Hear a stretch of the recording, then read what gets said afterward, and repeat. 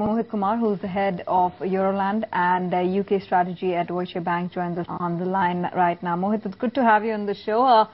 Just start off by giving us your thoughts on what this deal really means for the European debt situation, for the status of the European Union.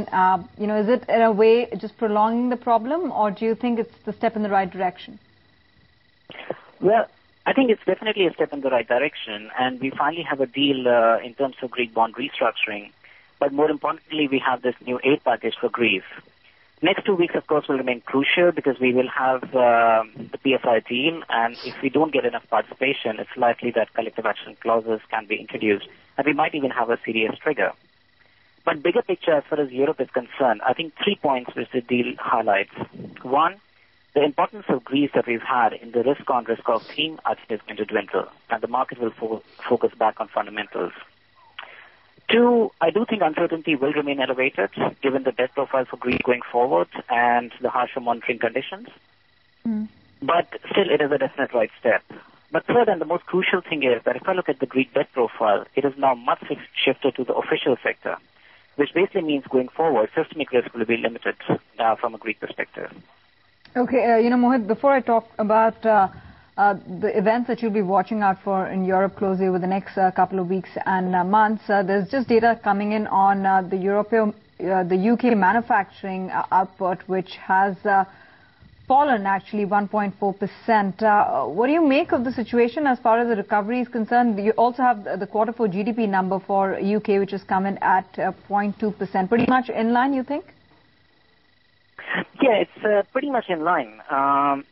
In UK, we've had this view that the growth is slightly weaker, there is no doubt about it. And the main drag on the growth has been the consumer sector. So if I look at the UK consumer sector, that has definitely lagged the other counterparts in the G7 countries, probably driven by the huge overhang of leverage that we've had. But still, we do have a profile where in second half of this year, the growth, we do see it turning in UK as well.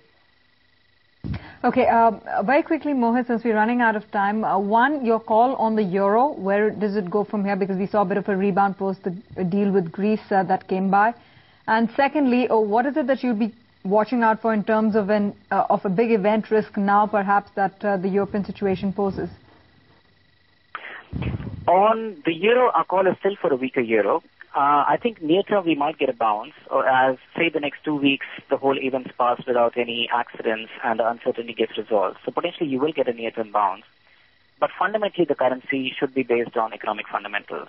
And there we have a positive growth for US versus a negative growth for Europe in 2012.